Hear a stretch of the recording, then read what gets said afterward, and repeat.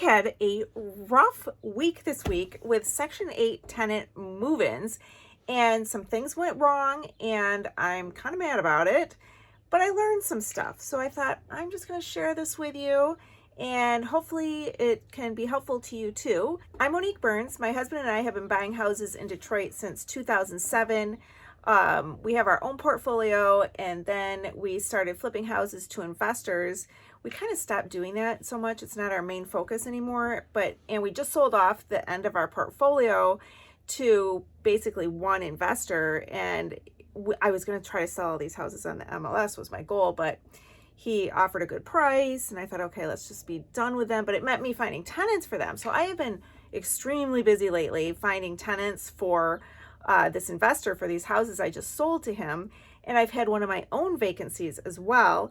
And I have started my consulting business because there seems to be a big need for people who are going through rough times with their property manager in Detroit, and they need a set of eyes on their house to find out what's actually going on with it. So I'm working on one right now that I'm really excited to pull all the pieces together and tell you how it happened and what happened and how it's turned out. And that story just keeps getting better.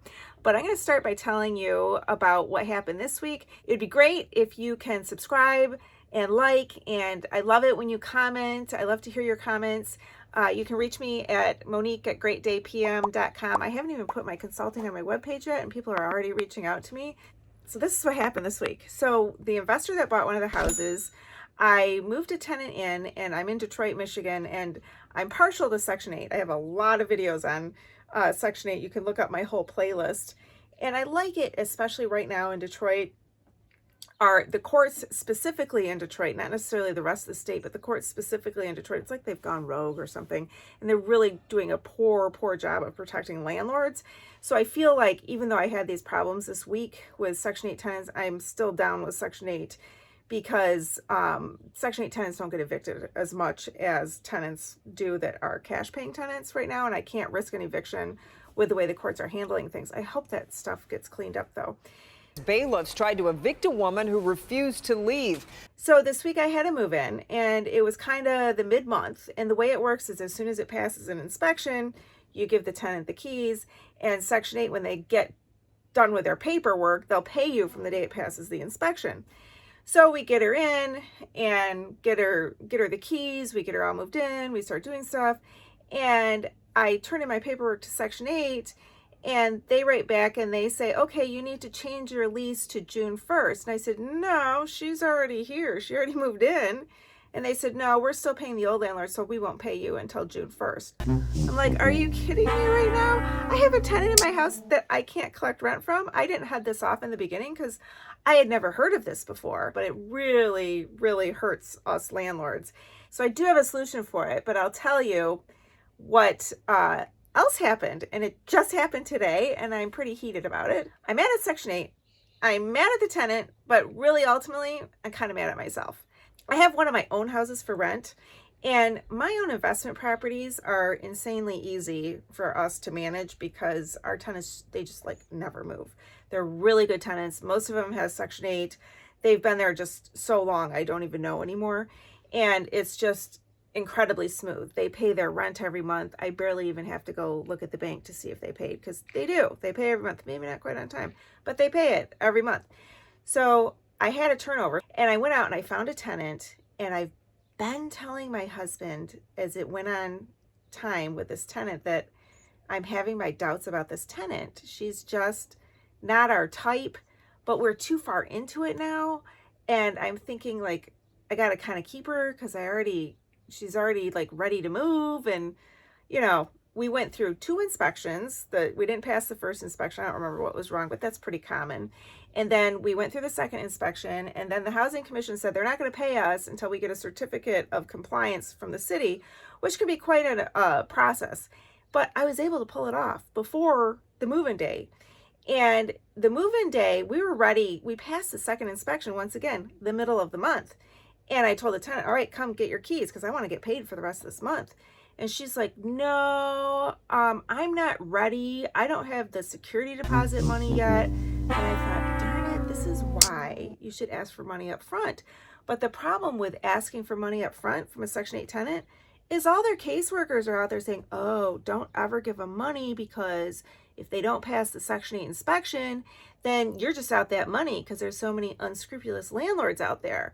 And I'm like, what about the unscrupulous tenants? For me, my sake, it passes an inspection. I need her to move in.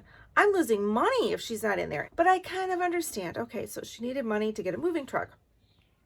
Well, then she called me and she said, what is this in your lease about your basement? So I'll tell you about my lease. I have been researching leases for years, and it's like a collector's habit. Anybody that'll give me a lease, I'm like, I want to read your lease. It's so much fun for me. And so I go to their lease. I'm like, ooh, I like this clause and I like that clause. And I finally did it. I took all these clauses and I put them together and I wrote them in my own language. And then I hired someone to do some proofreading for me and clean it up and make it all make sense. And right now it's with my attorney to make sure that everything in it is totally legal. And I'm going to put it on my website to sell it. This is my lease. This is my Detroit lease. I'm going to just put it up on my website if you're interested. Email me meanwhile so I can send you like my fresh release when it gets back from my attorney.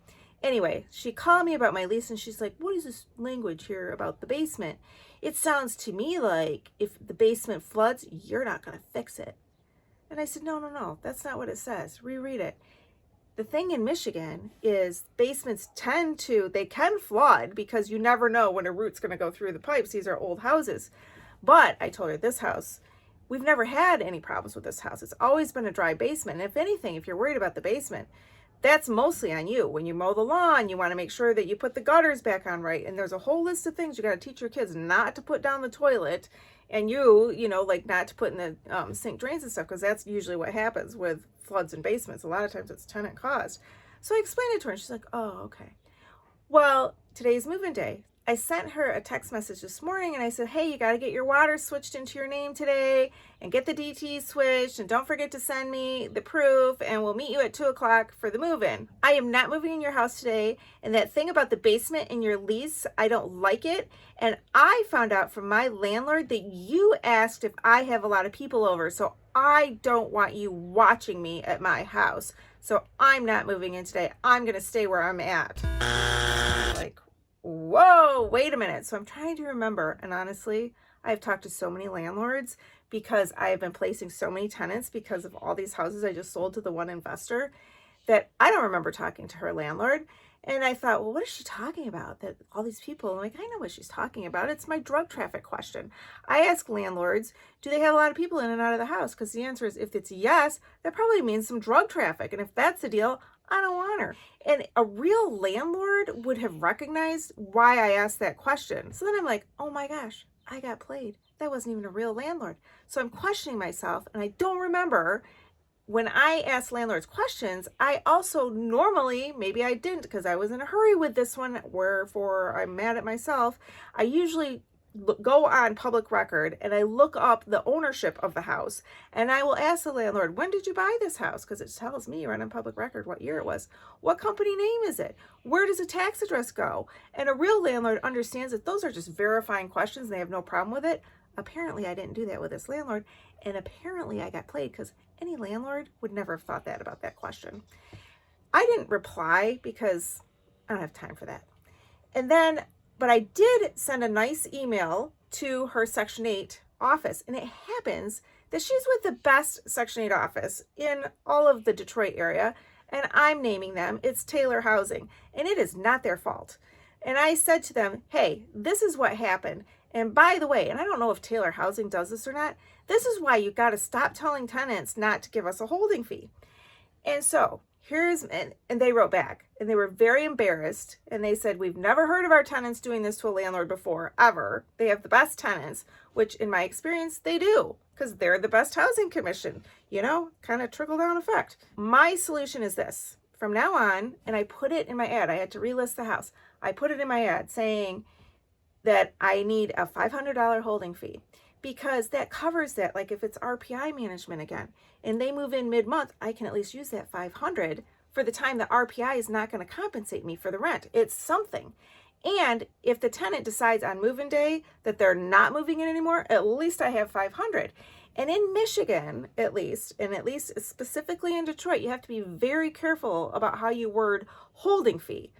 You can't say the holding fee goes toward your security deposit, because if it looks like a deposit to the courts, they're going to consider it a deposit, and then it's not non-refundable. And then I just have to give it back to her because it's considered a security deposit. So on my wording, I'm going to say that it goes toward the first payment, not toward the security deposit. And I'm going to have it written up stating, listen, tenant, if for some reason I can't pass an inspection, you get it back. Because that's the problem that the housing commissions have, is they're afraid of slumlords who can't pass inspections, and then the tenant never gets it back. And then they don't even know how to track down the landlord to get it back.